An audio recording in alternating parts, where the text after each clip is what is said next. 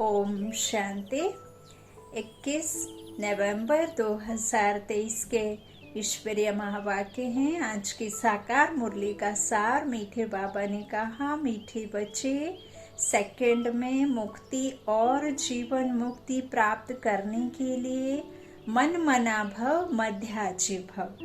बाप को यथार्थ पहचान कर याद करो और सबको बाप का परिचय दो। प्रश्न है मुरली का, किस नशे के आधार पर ही तुम बाप का शो कर सकते हो? उत्तर में बाबा ने कहा, नशा हो कि हम अभी भगवान के बच्चे बने हैं, वह हमें पढ़ा रहे हैं, हमें ही सब कुछ, सब मनुष्य मात्र को सच्चा रास्ता बताना है। बाबा के निमित्त फरिश्ते, बाबा के निमित्त चुने हुए रूहानी सेवाधारी बच्चे, रूहानी सेना बाबा ने कहा। तो बाबा कहते हैं कि तुम ही हो जो औरों को सच्चा रास्ता दिखा सकते हो। तो बाबा क्या कहते हैं कि तुम सहयोगी बच्चों को ही मनुष्य मात्र को सच्चा रास्ता बताना है। इस तरीके से आप क्या कर सकते हो? बाप का शो कर सकते हो। बाबा कहते हैं हम अभी संगम युग पर हैं, ना ही सतयुग में और ना कलयुग में, संगम पर। हमें अपनी रॉयल चलन से बाप का नाम वाला करना है। बाप और श्री कृष्ण की महिमा सबको सुनानी है। गीत है आने वाले कल की तुम तकदीर हो। ओम शांति। यह गीत तो गाए हुए हैं स्वतंत्रता सेनानियों के। बाकी दुनिया की तकदीर किसको कहा जाता है, यह भारतवासी नहीं जानते हैं। सारी दुनिया का प्रश्न है, सारी दुनिया की तकदीर बदल हेल से हेवन बनाने वाला कोई मनुष्य हो नहीं सकता। यह महिमा किसी मनुष्य की नहीं है। अगर श्री कृष्ण के लिए कहें तो उनको गाली कोई दे ना सके। मनुष्य यह भी नहीं समझते कि श्री कृष्ण ने चौथ का चंद्रमा कैसे देखा जो कलंक लगा। कलंक वास्तव में ना श्री कृष्ण को लगते हैं, ना गीता के भगवान को लगते हैं, ना श्री निराकार शिव परम पिता परमात्मा को लगते हैं, क्योंकि वो तो एवर प्योर है, दुर्गति में आते नहीं। और जब दुर्गति में नहीं आते हैं तो उनको इस दुनिया से क्या लेना देना। जब वो अनप्योर ही नहीं होते, वो एवर प्योर हैं, तो फिर उन पे कलंक कैसे लगेंगे। और श्री कृष्ण तो सतयुग का प्रिंस है, उसमें तो ऐसे कोई ऐब ही नहीं रहते विकार वाले, तो फिर वो कैसे गाली उनको दे सके कोई, है ना। वो तो सत्व प्रधान अवस्था में है। तो बाबा कहते हैं फिर कलंक किसको लगे, हा? ना तो श्री कृष्ण को ना भगवान को। बाबा कहते हैं कलंक वास्तव में ना श्री कृष्ण को लगते हैं, ना गीता के भगवान को लगते हैं, कलंक लगते हैं ब्रह्मा को।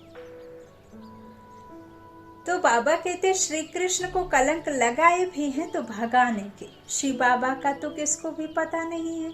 ईश्वर के पिछाड़ी भागे हैं जरूर, परंतु ईश्वर तो गाली खा ना सके, वो तो है ही अभोक्ता। तो ईश्वर के पिछाड़ी भागे हैं बाबा कहते, परंतु ईश्वर तो गाली खा ना सके। ना ईश्वर को ना श्री कृष्ण को गाली दे सकते।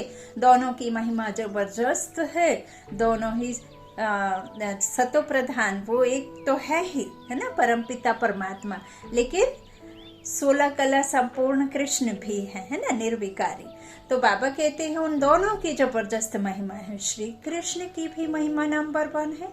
लक्ष्मी नारायण की इतनी महिमा नहीं है, क्योंकि श्री कृष्ण स्वयंवर के बाद राधे और श्री कृष्ण लक्ष्मी नारायण बनते तो उनकी वो वाली अवस्था रजो अवस्था हो जाती है ना उस जन्म की। तो बाबा कहते उनकी भी इतनी महिमा नहीं है, क्योंकि वह शादीशुदा है।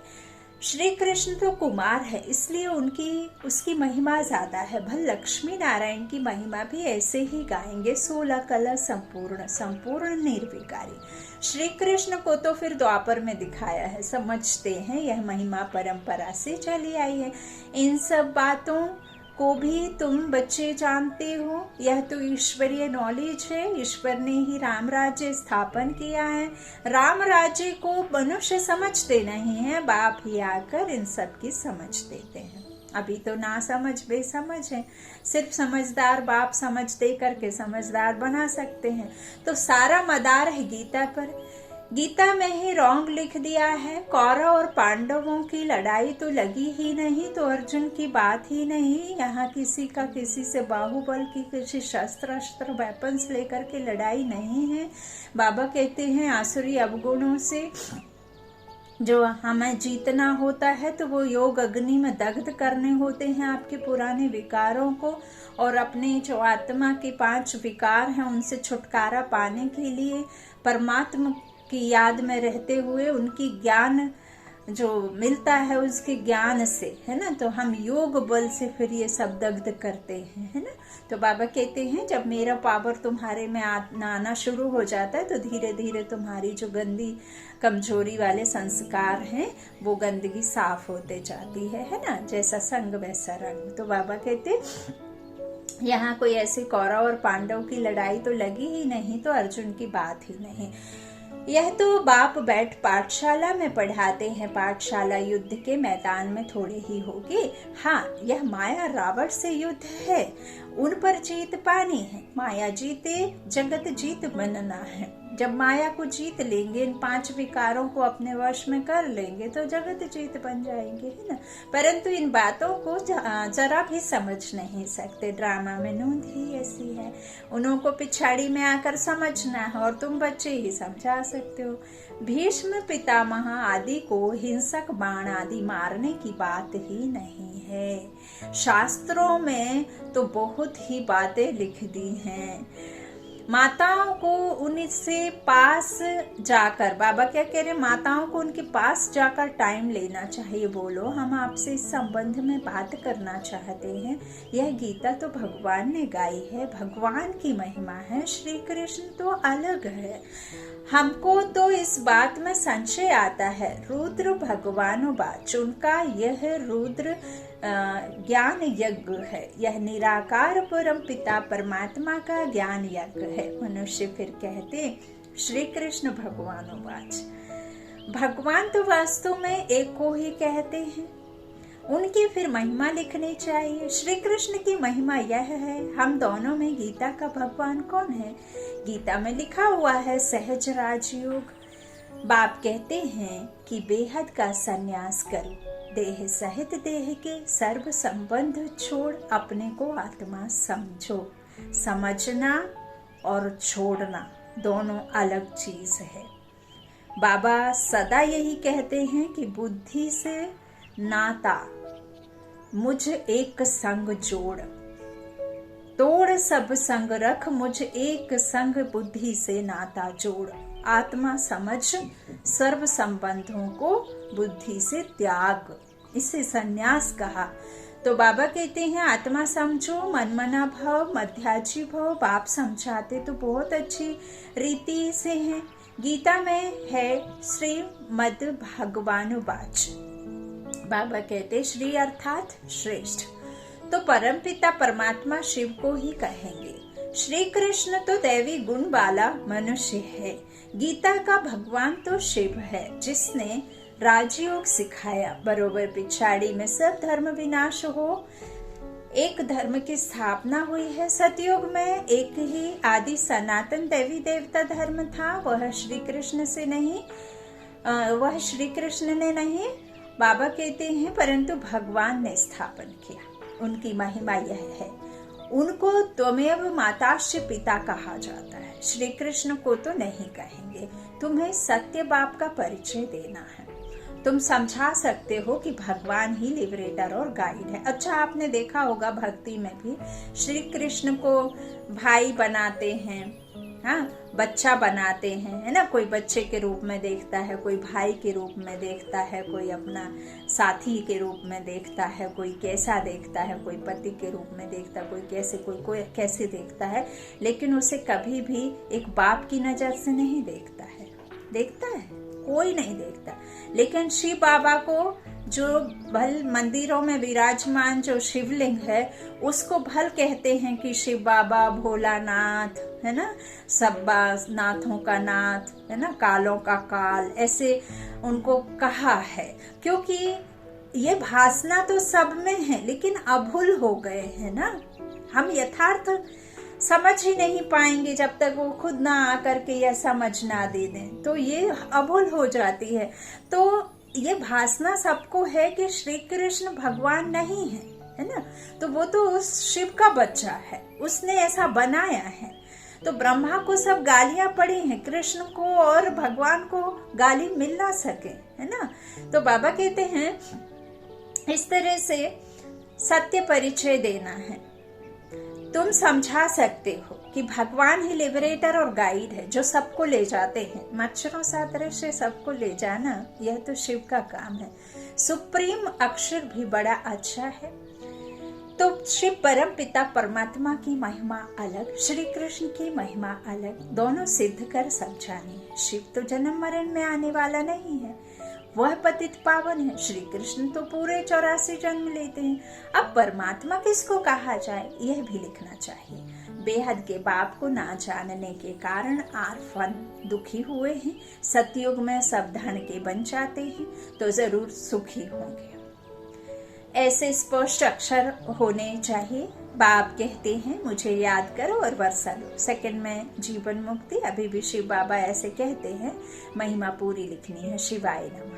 उनसे स्वर्ग का वर्षा मिलता है। इस सृष्टि चक्र को समझने से तुम स्वर्गवासी बन जाएंगे। अब जज करो, राइट क्या है। तुम बच्चों को सन्यासियों के आश्रम में जाकर पर्सनल मिलना चाहिए। बाबा कहते हैं सभा में तो उन्हों को बहुत घमंड रहता है। तुम बच्चों की बुद्धि में यह भी रहना चाहिए कि मनुष्यों को सच्चा रास्ता कैसे बताएं। चलना है, मनन चिंतन करना है, कैसे कैसे कैसे युक्ति रचनी है। क्रिएटिव है ना। बाबा क्या कहते हैं, तुम निर्माण बच्चे हो, निर्माण स्वरूप। तो बाबा कहते हैं ऐसे रास्ता कैसे बताएं लोगों को, ऐसे सब सोचना है। भगवान वाच, मैं इन साधुओं आदि का भी उद्धार करता हूँ। लिबरेटर अक्षर भी है। बेहद का बाप ही कहते हैं मेरे बनो, फादर शोज सन, फिर सन शोज फादर। बाप रोशन करता है बच्चों का नाम और बाप का नाम बच्चे रोशन करते हैं। तो श्री कृष्ण को तो फादर नहीं कहेंगे, गॉड फादर के सब बच्चे हो ना, बच्चे हो सकते हैं।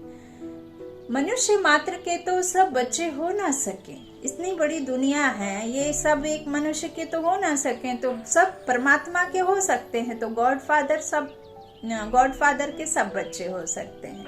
बाबा कहते हैं तो तुम बच्चों को समझाने का बड़ा नशा होना चाहिए। बेहद के बाप के हम बच्चे हैं। राजा के बच्चे राजकुमार की तुम चलन तो देखो कितनी रॉयल होती है, परंतु उस बेचारे पर, श्री कृष्ण पर तो भारतवासियों ने कलंक लगा दिया है। ना जाने क्या क्या कह दिया। कहेंगे भारतवासी तो तुम भी हो, बोलो हाँ हम भी हैं, परंतु हम अभी संगम पर हैं, हम भगवान के बच्चे बने हैं, है ना। लोग पागल भी कहेंगे, कुछ ना कुछ उल्टा सीधा भी कहेंगे। हाँ, कि बाबा कहते हैं ऐसा कहो कि हम भगवान के बच्चे बने हैं और उनसे पढ़ रहे हैं। भगवान वाच, तुमको राजयोग सिखलाता हूँ। श्री कृष्ण की बात हो नहीं सकती, उसे तो जरूरत ही नहीं है राजयोग सीखने की। आगे चलकर समझते जाएंगे। राजा जनक ने भी इशारे से समझाया है ना। हाँ, समझा है ना। बाबा कहते हैं परम पिता परमात्मा को याद किया और ध्यान में चला गया। ध्यान में तो बहुत जाते रहते हैं। ध्यान में निराकारी दुनिया और बैकुंठ देखेंगे। यह तो जानते हो हम निराकारी दुनिया के रहने वाले हैं। परम धाम से यहाँ आकर पाठ बजाते हैं। विनाश भी सामने खड़ा है। साइंस वाले मून के ऊपर जाने लिए माथा मारते रहते हैं। यह है अति साइंस के घमंड में जाना, जिससे फिर अपना ही विनाश करते हैं। बाकी मून आदि में कोई है नहीं। बातें तो बड़ी अच्छी हैं, सिर्फ समझाने की युक्ति चाहिए। हमको शिक्षा देने वाला ऊंच ते ऊंच बाप है, वह तुम्हारा भी बाप है। उनकी महिमा अलग, श्री कृष्ण की महिमा अलग है। रुद्र अविनाशी ज्ञान यज्ञ है, जिसमें सब आहुति पढ़नी है। पॉइंट्स बहुत अच्छी हैं, परंतु शायद अभी देरी है। यह पॉइंट भी अच्छी है। एक है रूहानी यात्रा, दूसरी है जिस्मानी यात्रा। हाँ, जिस्मानी यात्रा में हम भल तीर्थों पे जाते हैं, लेकिन मन हमारा घर की तरफ, नौकरी की तरफ, बच्चों की तरफ, बीवी की तरफ लगा रहता है। और जो रूहानी यात्रा है वो बीवी बच्चों के साथ रहते हुए, नौकरी धंधे के साथ भी रहते हुए, लेकिन हमारा मन उस रूहानी गॉडफादर, निराकारी दुनिया के रहने वाले निवासी, हाँ, उधर परम धाम निवासी परमात्मा के साथ में लगी रहती है। तो वो है रूहानी यात्रा। हम रूह से रूहानी बाप के पास पहुंचते हैं। तो बाबा कहते हैं कि इस तरह से दो यात्रा है, एक जिस्मानी, एक रूहानी। बाप कहते हैं कि मुझे याद करो तो अंतमति सो गति हो जाएगी। स्पिरिचुअल फादर के बिना और कोई सिखला ना सके, ऐसी ऐसी पॉइंट्स लिखनी चाहिए। मन मना भव मध्याजी भाव, यह है मुक्ति, जीवन मुक्ति का। तो बाबा कहते हैं कि यह क्या है? मुक्ति और जीवन मुक्ति की यात्रा।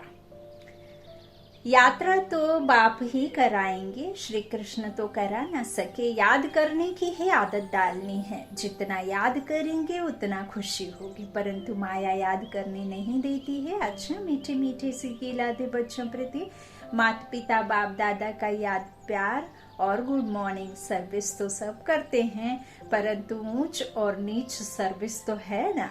किसको बाप का परिचय देना है, बहुत सहज। अच्छा, रूहानी बाप के रूहानी बच्चों को नमस्ते। रात्रि क्लास। जैसे पहाड़ों पर हवा खाने, रिफ्रेश होने जाते हैं, घर व ऑफिस में रहने से बुद्धि में काम रहता है, बाहर जाने से ऑफिस के ख्याल से फ्री हो जाते हैं। यहाँ भी बच्चे रिफ्रेश होने के लिए आते हैं। आधा कल्प भक्ति करते करते थक गए हैं, पुरुषोत्तम संगम युग पर ज्ञान मिलता है। यहाँ आत्मा पुरुष उत्तम बनती है संगम युग पर। जो अभी कैसी बन गई है, नीच बनी हुई है, तो वो उत्तम बनती है पुरुष। तो संगम युग पर ज्ञान मिलता है, उससे फिर ये पुरुषोत्तम संगम युग पर उत्तम बनती। तो यहाँ ज्ञान और योग से तुम रिफ्रेश हो जाते हो। तुम जानते हो अभी पुरानी दुनिया विनाश होती है, नई दुनिया स्थापन होती है। प्रलय तो होती नहीं। वो लोग समझते हैं दुनिया एकदम खत्म हो जाएगी, परंतु नहीं। दुनिया खत्म हो जाएगी तो मिट्टी से कोई पैदाइश नहीं होगी। मुट्ठी भर कुछ मनुष्य आत्माएं बचेंगी और वो योग में चलेंगे। योग बल से फिर उस नई दुनिया की, इस ही दुनिया की कुछ एक आत्माओं से रचना होगी। नई दुनिया की रचना बाप रचना कराने के निमित्त चुना है। और फिर उसके बाद में जब लक्ष्मी नारायण का राज्य शुरू होगा, तब फिर इस दुनिया की आत्माएं चली जाएंगी, फिर राज्य शुरू होगा। इसीलिए कृष्ण के माता पिता का अपना गुणगान नहीं है। अच्छा, तो बाबा कहते हैं, लोग कहते हैं कि दुनिया खत्म हो जाएगी, परंतु नहीं, सिर्फ चेंज होती है। परिवर्तनशील हर चीज है, तो चेंज होती है। नई से पुरानी, पुरानी से नई, सतो प्रधान होगी तमो प्रधान से। तो बाबा कहते यह है ही नर्क, पुरानी दुनिया। नई दुनिया और पुरानी दुनिया क्या होती है, यह भी तुम जानते हो। तुमको डिटेल में समझाया गया है, तुम्हारी बुद्धि में विस्तार है, सो भी नंबरवार पुरुषार्थ अनुसार। समझाने में भी बहुत रिफाइननेस चाहिए। किसी को ऐसा समझाओ जो झट बुद्धि में बैठ जाए। कई बच्चे कच्चे हैं जो चलते चलते टूट पड़ते हैं। भगवान वाच भी है, आश्चर्यवत सुनंती कथंती भागंती। यहाँ है माया से युद्ध। माया से मरकर ईश्वर का बनते हैं, फिर ईश्वर से मरकर माया के बन जाते हैं। एडॉप्ट हो फिर फारकती दे देते हैं। माया बड़ी प्रबल है, बहुतों को तूफान में लाती है। बच्चे भी समझते हैं हार जीत होती है, यह खेल ही हार जीत का है। 5 विकारों से हारे हैं, अभी तुम जीतने का पुरुषार्थ करते हो। आखिरी जीत तुम्हारी है। जब बाप के बने हो तो पक्का बनना चाहिए। तुम देखते हो माया कितने टेम्पटेशन देती है। कई बार ध्यान दीदार में जाने से भी खेल खलास हो जाता है। तुम बच्चों की बुद्धि में है। अब 84 जन्म का चक्र लगाकर पूरा किया है। देवता, क्षत्रिय, वैश्य, शूद्र बने। अब हे शूद्र से ब्राह्मण बने हैं, ब्राह्मण बन फिर देवता बन जाते हैं, यह भूलना नहीं है। अगर यह भी भूलते हो तो पांव पीछे हट जाते हैं, फिर दुनिया वालों में बुद्धि लग जाती है, मुरली आदि भी याद नहीं रहती, याद की यात्रा भी डिफिकल्ट भासती है, यह भी वंडर है। कई बच्चों को बैज लगाने में भी लज्जा आती है, यह भी देह अभिमान है ना। गाली तो खानी ही है, श्री कृष्ण ने कितनी गाली खाई है, सबसे जास्ती गाली खाई है शिव ने, फिर श्री कृष्ण ने, फिर सबसे जास्ती गाली खाई है राम ने, नंबर वार है। डिफेम करने से भारत की कितनी ग्लानि हुई है, तो बच्चों को इसमें डरना नहीं है। अच्छा, मीठे मीठे सीखी लाधे बच्चों प्रति याद प्यार और गुड मॉर्निंग। धारणा के लिए मुख्य सार, पहला बाबा ने कहा बुद्धि से बेहद का संन्यास कर रूहानी यात्रा पर तत्पर रहना है, याद में रहने की आदत डालनी है। दूसरा, फादर शोज सन, सन शोज फादर, सभी को बाप का सत्य परिचय देना है। सेकंड में जीवन मुक्ति का रास्ता बताना है। वरदान है, मनसा और बादशाह के मेल द्वारा जादू मंत्र करने वाले नवीनता और विशेषता संपन्न भव। मनसा और बादशाह दोनों का मिलन जादू मंत्र का काम करता है। इससे संगठन की छोटी छोटी बातें ऐसे समाप्त हो जाएंगी जो आप सोचेंगे कि यह तो जादू हो गया। मनसा शुभ भावना व शुभ दुआएं देने में बिजी हो तो मन की हलचल समाप्त हो जाएगी। पुरुषार्थ से कभी दिल शिकस्त नहीं होंगे, संगठन में कभी घबराएंगे नहीं। मनसा बादशाह की सम्मिलित सेवा से विहंग मार्ग की सेवा का प्रभाव देखेंगे। अब सेवा में इसी नवीनता और विशेषता से संपन्न बनो तो 9 लाख प्रजा सहज तैयार हो जाएगी। स्लोगन है, बुद्धि यथार्थ निर्णय तब देगी जब पूरे पूरे वाइसलेस बनेंगे। मातेश्वरी जी के मधुर महावाक्य हैं, कलयुगी असार संसार से सतयुगी सार वाली दुनिया में ले चलना किसका काम है। कलयुगी असार संसार से सतयुगी सार वाली दुनिया में ले चलना किसका काम है। इस कलयुगी संसार को असार संसार क्यों कहते हैं?